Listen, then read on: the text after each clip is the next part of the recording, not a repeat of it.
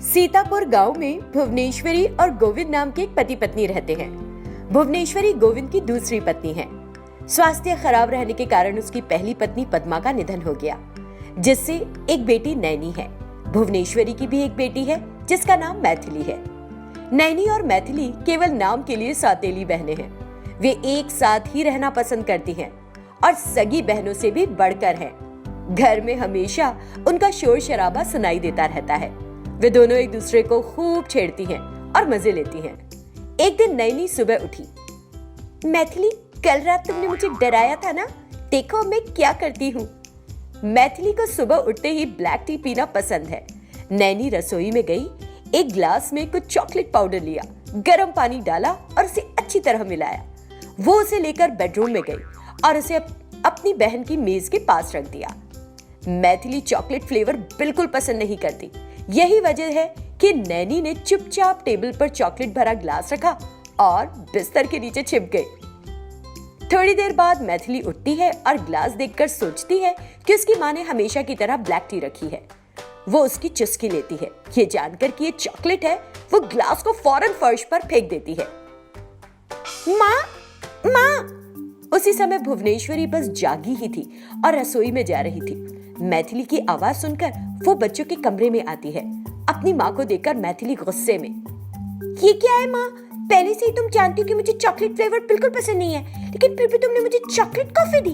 तुम मेरी बात क्यों नहीं सुनती हो माँ? तुम क्या बात कर रही हो? मैं अभी अभी उठी हूँ और रसोई में जा रही थी। मैंने तुम्हारी आवाज सुनी और यहाँ चली आई। नैनी जो बिस्तर के नीचे छिपी थी, दोनों की बातें सुनकर खूब हंसती है। मैथिली ये जानकर कि ये नैनी की आवाज है, बिस्तर पर और कमरे में उसको खोजती है, लेकिन वो उसे नहीं ढूंढ पाती। सोच समझकर मैथिली अपनी आंखें बंद करती है और उसे एहसास होता है कि नैनी बिस्तर के नीचे है और वो कहती है, बहन, तुमने सोचा था कि अगर तुम बिस्तर के नीचे छिपोगी तो मैं तुमको नहीं ढूंढ सकूंगी, लेकिन देखो मैंने तुमको ढूंढ लिया। अब मैं तुम्हें पकड़ भी लूंगी। ये सुनकर नैनी बिस्तर के नीचे से बाहर निकलती है, मैथिली को देखती है और उसकी हंसी उड़ाती है। मैथिली उसे पकड़ने की कोशिश करती है, लेकिन नैनी उससे बच जाती है और बाहर भाग जाती है। मैथिली उसको देखकर, रुको रुको, मैं समझ गई थी कि तुमने ही ऐसा किया होगा, लेकिन मुझे उम्मीद नहीं थी कि तुम मेरे साथ ऐसा करोगी। रुको, खुद आ जाओ मेरे पास, नहीं तो मैं तुम्हारा पसंदीदा फोन पानी में गिरा दूंगी। फिर रोने से भी कोई फायदा नहीं होगा।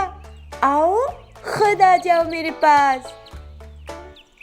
तुम मेरे फोन से जलन करती हो ना, यही कारण है कि तुम हमेशा मेरे फोन का नाम लेकर मुझे ब्लैकमेल करती हो। ओ दीदी, क्या आपका फोन ऋतिक रोशन है कि मुझे जलन होगी उससे?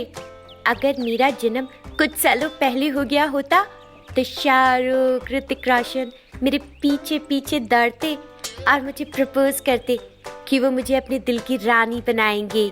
हाँ, तुम क्या जानो, मैं बड़ी ऊंची चीज हूँ, तुम नहीं समझ पाओगी। मैथिली की बातें सुनकर नैनी हंसने लगी। मैथिली को समझ नहीं आ रहा कि नैनी इतना हंस क्यों रही है। रुको, तुम इतना हंस क्यों रही हो? मैंने कोई 10 मिनट का चुटकुला सुनाया है, इतनी हंसी आ रही है तुमको? मुझे अफसोस है कि उनकी तुमसे शादी नहीं हुई। अगर उन्होंने तुमसे शादी की होती तो उनके लिए जिम जाना जरूरी नहीं होता। ऐसा क्यों कह रही हो तुम? तुम जैसे पेटू को खिलाने के लिए उन्हें दिन भर किचन में लगकर खाना बनाना पड़ता। वो तो भाग्यशाली हैं, इसलिए वे काफी पहले पैदा हुए और तुमसे बच गए, वरना बेचारे बड़ी मुश्किल में फंस जाते। तुम ये कहने की हिम्मत कैसे कर रही हो? मैंने तुम्हें एक बार पकड़ लिया ना, फिर देखना क्या हाल करूंगी तुम्हारा। इन दोनों सौतेली बहनों को एक दूसरे से बहस करते हुए देखकर भुवनेश्वरी उनके पास आती है। हे भगवान, ये क्या है? तुम दोनों हमेशा एक दूसरे को चिढ़ाती रहती हो और जब भी मैं कुछ कहती हूँ तो तुम दोनों एक हो जाती हो और मुझे किसी को भी डांटने के लिए नहीं कहते हुए चिल्लाने लगती हो। फिर तुम दोनों बंदूक की गोली एक तक करके मुझ पर हमला करती हो। फिर लड़ती क्यों हो समझ नहीं आता। माँ, लड़कियाँ जो कुछ भी करती हैं अपने माँ बाप के घर में ही रहकर करती हैं। अगर मैं कुछ भी कहूँ तो तुम इस तरह बोलकर मेरा मुंह बंद कर दोगी? हाँ माँ, हम जो भी करते हैं जब तक हम दोनों साथ हैं कर रहे हैं। हमारी शादियों के बाद भी हमें नहीं पता कि हम एक दूसरे से मिल भी पाएंगे या नहीं। इसी वजह से हम लड़ते भी हैं, तो भी हम इसे लड़ाई नहीं मानते। ये हमारे लिए सबसे अच्छी याद बनेगी, सबसे अच्छी याद। है ना? लड़कियों के जीवन में सब कुछ बहुत तेजी से होता है। जैसे कि तुमने कहा, तुम दोनों की विवाह के बाद मिलने और एक साथ समय बिताने के लिए समय ही नहीं होगा। फिर तुम दोनों एक साथ कैसे हंसोगी? क्या तुम दोनों मिल भी पाओगे? ये भी नहीं कह सकते। ये कहते हुए भुवनेश्वरी भावुक हो जाती है। क्या हुआ माँ? अब तुम इतनी इमोशनल बातें कहोगी तो और क्या होगा? कहानी लिखने लग जाती हो, जैसे कोई मॉरल स्टोरी। ये मैंने कोई कहानी नहीं लिखी और ना ही कोई नैतिक कहानी सुनाई। मैंने वो कहा जो परम सत्य है। ये भी परम सत्य है कि तुमको इस पीढ़ी में पैदा नहीं होना चाहिए था। तुमने ऐसा क्यों कहा? तुम्हारी सत्य में छिपे मॉरल को देखकर ब्रिटिश तो खड़े खड़े मर जाते, फिर हमारे देश के वीरों और नेताओं को इतनी मेहनत करने की आवश्यकता ही नहीं होती। लेकिन हाय रे, देखो माँ, वो क्या कह रही है।